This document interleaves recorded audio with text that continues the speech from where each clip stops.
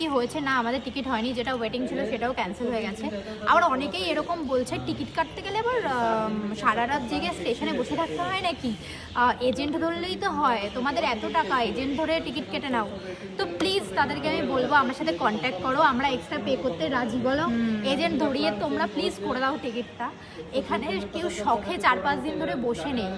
গুজরাট থেকে না ভোটের জন্য, আমি জানি না অন্য কোনো জায়গায় কেন, গুজরাটেই এক্সট্রা ট্রেনও দেওয়া হয়েছে, তারপরেও টিকিট পাচ্ছি না আমরা। যারা দূরে আছে, যারা ভোটের জন্য বাড়ি যাচ্ছে, তারাই একমাত্র জানে তৎকাল টিকিটের জন্য কতটা সাফার করতে হচ্ছে। তো বাড়ি বসে এইসব ভুমভাং কথা বলো না, কারো শখ হয় না যে 4-5 দিন ধরে বা 1-2 দিন ধরে রাত জেগে স্টেশনে বসে থাকবে জাস্ট একটা টিকিটের জন্য।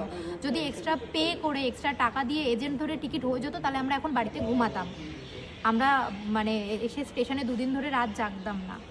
আর সব থেকে বড় কথা, ফ্লাইটে, অনেকে বলছে ফ্লাইটে আসলে ফ্লাইটে যেতে পারো, তো আমি এত বড় লোক হয়ে যাইনি যে 26,000-27,000 টাকা দিয়ে নিজের জন্য একটা টিকিট কেটে, বা আমরা 5 জন মিলে টিকিট কেটে এক একজনের জন্য 26,000-27,000 টাকা করে টিকিট কেটে যাবো।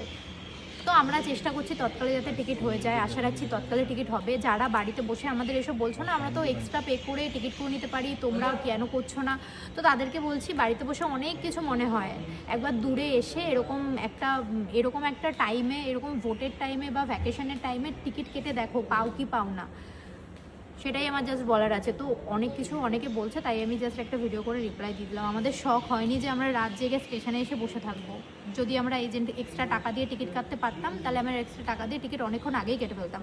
স্টেশনে যারা টিকিট কাটছে তারা পর্যন্ত বলছে কলকাতার ট্রেন পাওয়া যাচ্ছে না, 1 নম্বরে লাইনে 1 নম্বরে থাকলেও ট্রেন কনফার্ম হচ্ছে না, টিকিট কনফার্ম হচ্ছে না। সেখানে তো আমরা কালকে মনে কত নম্বরে ছিলাম, 3 নম্বরে ছিলাম, তা তো আমাদের হবেই না।